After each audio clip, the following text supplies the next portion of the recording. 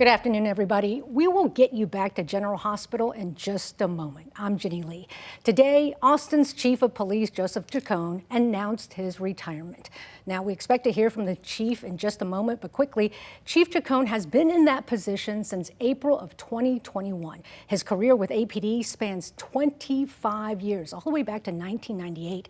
And as we wait for the chief's remark, I want to bring in senior reporter Tony Poletsky, who is live from APD headquarters. Tony, you broke this story earlier today. Can you touch on the time span, how 2 years, it was an eventful 2 years?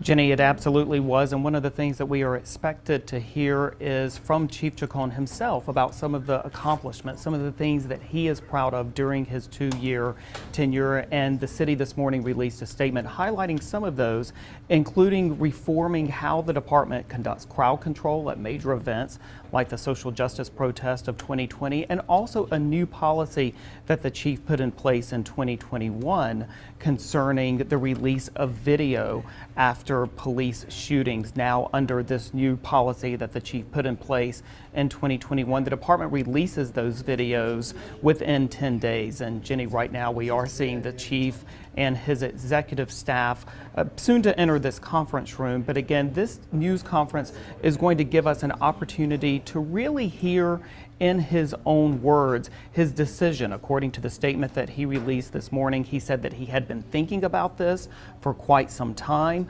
several months as a matter of fact, he said in his statement, but deciding that today is the day to make this formal announcement. We also are anticipating that we will hear, Jenny, additionally about the process that the city may take in terms of hiring its next chief. We know that the next interim chief will be Robin Henderson. She is a 26-year veteran of APD, and so she will step into the shoes of Chief Chacon in early September when he departs, Jenny.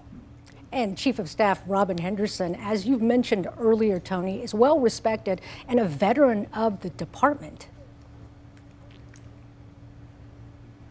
She is, and she has overseen a number of different bureaus and divisions within the department, really all of them during the course of her 26-year career.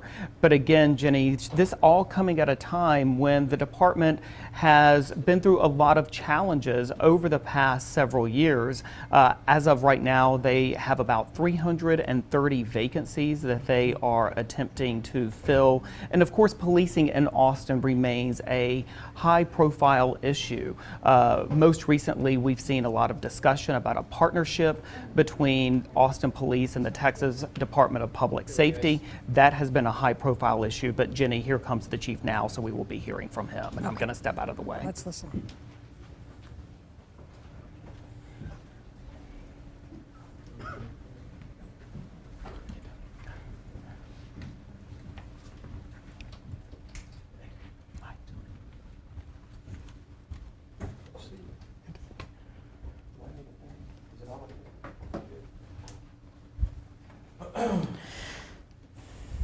Good afternoon, everyone. Thank you for being here. I think we all know why we're here, so I'm just going to kind of jump right into it. Several weeks ago, I began considering whether it might be my time to go ahead and retire from the Austin Police Department. And I'll tell you that when that thought came into my head, it was pretty, certainly unsolicited. I had not thought about that before, and quite frankly, it was a little bit out of the blue. I continued to consider that possibility for some time, and the more I did, the more that I knew that the time was right for me. Because when you know, you just know. This year completed 31 years of police work for me, over 25 years of which have been here at APD. I did 6 years, almost 6 years with El Paso Police Department. That's where I began my career. I have served at every rank. And it was an honor to be able to do so here in the capital city of Texas for this incredible city that I have come to love and that I call home. Along the way, I've had the fortune to work with incredible people from whom I've learned and I've grown. And I want to say a very special few thank yous to Chief Stan Nee, who was the chief when I started here in 1998, Chief Art Acevedo, who was a friend and a mentor, and who gave me the promotion to Assistant Chief, and really my first opportunity to serve at this level just prior to his departure in 2016 to the Houston Police Department. Other friends and colleagues along the way, including Chief Brian Manley, from whom I have learned so much, and most importantly, to the men and women of the Austin Police Department, current and retired, whom I've had the honor of serving alongside and serving with to keep the city of Austin one of the safest big cities in America. In my time as Chief of Police, we've been able to accomplish several important milestones on our journey of continual improvement as an agency and as a profession. Shortly after I took over, I changed the critical incident video release policy, and we currently release all critical incident video within 10 days of occurrence to help improve that transparency. We've made significant improvements to our sexual assault response and investigation protocols, and we rejoined the sexual assault response and resource team, which will ultimately lead to better outcomes for survivors of sexual assault in our community. We've updated our policies and training related to crowd control so that we never again have the tragic circumstances and outcomes that we saw of the protests of 2020. And we've made significant improvements to our training academy, starting with cadets and the way they are taught and the way they learn, as well as a strong focus on de-escalation, communication, wellness, and resiliency. Our anti-racism work continues with training for both cadets and current officers and civilian employees because it's so important for this profession. I want to thank a few other folks for helping me along this journey, and without whom the successes that we've been able to attain would not have been possible. First, former City Manager Spencer Cronk and former Assistant City Manager Ray Ariano, both of whom had the confidence in me to appoint me to such an important position. To Interim City Manager Jesus Garza and Interim Assistant City Manager Bruce Mills, who's also here this afternoon, who have demonstrated unflagging support of me and this department and who continue to make the city a better place to work. To my executive staff, who have worked harder than any executive team that I have witnessed in my time at APD and who care deeply for this department and its men and women. To my wife, Yvette, who has stood with me, beside me, and at times behind me, propping me up when the going was tough. I absolutely could not have done it without her. And most importantly, to the men and women of the Austin Police Department. I ask this city and all its citizens for them to support these amazing individuals as they daily put on the uniform and they kiss their loved ones and they take to the streets where they will continually run into unforeseen circumstances and have to make split-second decisions, some of those being life and death decisions, as they work to keep this community safe. They deserve our love, our admiration, our grace, and our respect for this incredibly difficult job that no one else wants to do. I love each and every one of them, sworn and civilian. And I'll continue to support them in any way that I can on whatever road the good Lord puts me and allows me to continue to serve. For the Spanish-speaking members of our community, trabajar con los hombres y mujeres uniformados y civiles de este increíble departamento ha sido el privilegio de mi vida. Ser el jefe de policía es algo que nunca pensé que sería posible y ha sido la cumbre de mi carrera y un honor absoluto servirles. I'm excited to begin this new chapter, and knowing that the question is coming, I will tell you up front that I have certainly have some prospects and some hopes for what the future holds, but nothing solid and no job that I'm transitioning to at this time. I do want to continue in a role where I can make a difference and where I can put my ideas and actions to work to help continually improve this profession. It is a bittersweet moment, but a moment that comes nonetheless for every single police officer. I am glad to be leaving in my time and on my terms, with my head up, and as a good friend tells me all the time, leaning into the wind. I ask that all my officers do the same. The citizens of this city depend on you, and I know you won't let them down. Thank you. And I think that, were you going to make some comments? Yeah, you got me choked up over here. Take this place. Thank you. Good afternoon. I'm Bruce Mills, Interim Assistant City Manager for Austin.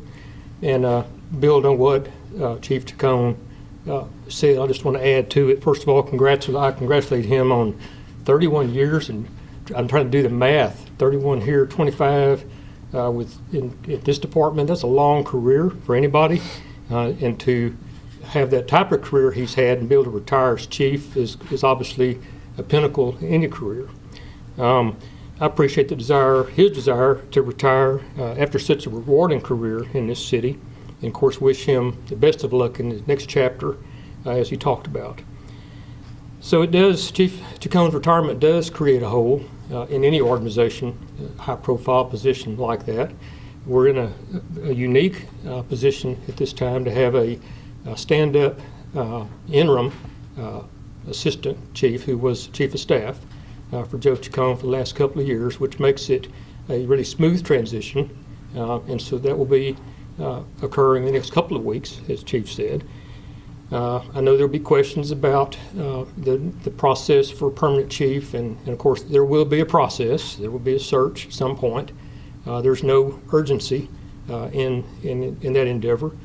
But again, I just want to say I appreciate the Chief Chacon agreeing to stay with us for a while to make a transition even smoother by staying several weeks to help Chief Henderson step into those shoes. So with that, take any questions as well.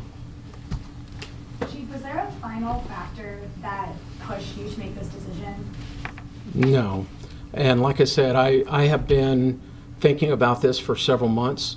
And really what it came down to is just a very personal decision about, my career, my family, and just figuring out that it was just my time. Chief, what would you say to the next APD chief of Austin? Well, I know who the next interim chief is going to be, and that's going to be Chief Henderson. And she and I have had many conversations in the days leading up to this. I would say, please lead with your heart.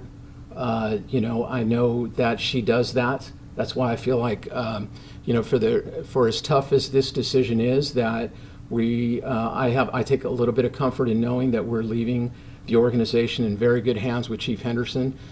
She will be as responsive, if not more so, than I have been to community, to stakeholders, to all of the, principal players in keeping this city safe. She will be able to do that, and to whoever ultimately is going to be the next chief, that they do the same. I really tried to make a commitment, and I was very verbal about it during my confirmation, that I was going to listen, that I was going to listen to our community, and I was going to be responsive to that. And I think that I have done that. And I think it's important for whoever the next chief is to do that as well. Building off of that, when you were sworn in, you were talking about wanting to improve the department's relationship with the community and with the Austin Police Association. How do you think you've done on those fronts? I would certainly encourage you to go to those various stakeholders and to the union president and ask that same thing. From my perspective, I think that the relationships have significantly improved. I have very good, discussions. Even walking into here, was talking with some of our local community groups about the transition and what that was going to look like. And we're on a first name basis with one another. And with the union, I know how important it is to have stability in this department, and the way that we need to do that is with a contract. So I'm still encouraging the president to go back to the table because I know that in the end that's going to be better for public safety, better for the department. Chief, I know you have a lot to be proud of what you've talked about here today. Looking back, are there any regrets or things you might have done differently, and specifically any comment on the most recent controversy, which is DPS policing arrangement? You know, I'm not going to. It's tough for me to put it into words a little bit because I consider myself a law and order chief. As much as I think that it's important that we are responsive, and I have been responsive to our community, and we're trying different things, law and order is very important. The DPS situation was one in which we were able to bring more officers, more troopers, more law enforcement personnel into the community in order to help keep the community safer, and we saw the fruits of that labor. So I would encourage, if there's a way to get back to that we do that again, that we have that strong collaboration. With regard to disappointments, I'll just tell you, where we sit in staffing today, I'm disappointed. And I want us to get back to a place where we have more Austin police officers out there. This community has been used to a certain level of service for years. I always tell the story that if someone had the potted plant that was stolen off their patio, they could pick up the phone and call 911, and they'd get an officer out there to go take that report for them. I used to take those reports when I was on the street. We can't do that right now because we just don't have enough officers. That's frustrating to me, and it is a huge disappointment. We need to get there, and I think that we can get there and will get there. It's going to take a lot of work. You said there was not a determining factor to step down. It's something that has been on your mind, but we have to ask, taking into account everything that's going on in APD, was it even this a way for you to decide, I better retire on my own terms before City Hall makes a different decision, like removing you out of that place or putting someone else instead? I'll tell you that there's been no hint that I've caught. If those conversations are happening, it's outside of my presence, about not having me be the chief anymore. And I'll go one step further to say that, I think I'm okay to say this. There was some conversations had about, Chief, please don't leave. We need the stability right now, and we need you to stay. So I feel like I did have very strong support coming from City Hall and from the city manager's office, and I'm very grateful for that. Again, just a personal decision about where I am with me and my family. How does the job compare, now that you're reflecting on it, to the expectations you had going into it? Oh gosh, you're full of hope when you take the position, and certainly I was full of energy. I still feel like my energy level is high, and I want to I want to keep working. I want to do something else and continue to be relevant. But then you can look back and see where mistakes were made, where things could have been done a little bit differently, and where you had great success, and where we've been able to make some really good decisions that are helping the department, that are helping our community, and we're starting to, I really feel like we're starting to turn things around. So it's important for me to turn it over, I think, in this moment to someone that I trust and to a team that I trust, and this department is going to continue to do great things. Any of the prospects you hinted at keep you in Austin? I'll tell you, I think I'm pretty committed to staying in Austin. Really don't want to move. I've just got to see whatever those prospects can turn out to be. But I wasn't kidding when I said that Austin is my home. It's a place that I love. I really, really don't want to move. Chief, you said that you were worried that people at City Hall told you that you were worried about instability. What would you say to people that do maybe see this, that maybe the police department is unstable? Yeah, I hope that people don't take my departure as a sign of instability, because it's not. We have a solid person who's stepping into the seat in Chief Robin Henderson. and she is going to do an incredible job, whether that's interim or whether she puts in for the permanent position. And you know, there are a number of challenges right now in law enforcement. Austin notwithstanding, we have our share of challenges as well. But just understand this is a great place to live and to work and to raise a family. And the Austin Police Department is incredibly supportive of its employees. And that is going to continue. What's it going to be like for you watching, you know, whether you stay in Austin or not, watching these challenges and just watching, you know, what unfolds in the police department from the outside? It's going to be hard. It's going to be hard to do that because, you know, I've been involved in those conversations at the core of them many times as we're making those kind of decisions. So it's going to be a transition to get out of that type of mindset because I've been in it for so long. Chief, what do the next several weeks look like for you as you kind of transition out? We're talking about instability and morale. How do you kind of transition out, talk with your officers, and get them to the next phase? Yeah. You know, I'm glad you asked that question because, you know, I certainly have a message for my officers. And I said it a little bit during my opening comments that I love and I respect them, that I want to take care of them.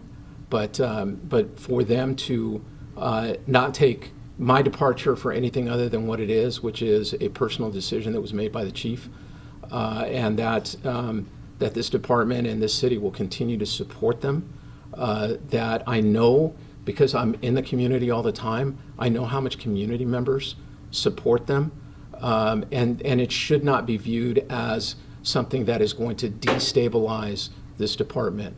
I plan to stay on, as a matter of fact, in a role for a short period of time to help transition in the interim chief, to provide whatever support I can for her, as well as the city manager, in moving the department, you know, keeping it going and keeping it going in a good way. Chief, we've obviously got a new mayor, a strong-willed mayor. Any comment on the relationship with the mayor? Any advice for the next chief coming in who will be working with Mayor Watson? Yeah, I mean, I think that you have to certainly maintain that line of communication with the mayor and with the city council, and that is going to be incredibly important because you know, I've had many conversations with both the mayor and with city council, and I know they care. The problem is that many times my cops don't, and I would love for them to be very, you know, to show that support that I know that they have for the department in very real ways, both with their words and with their actions. To continue to do that for the officers, and I think that for the next chief, that's going to be important as well. All right, thank you all very much, and I appreciate y'all being here today.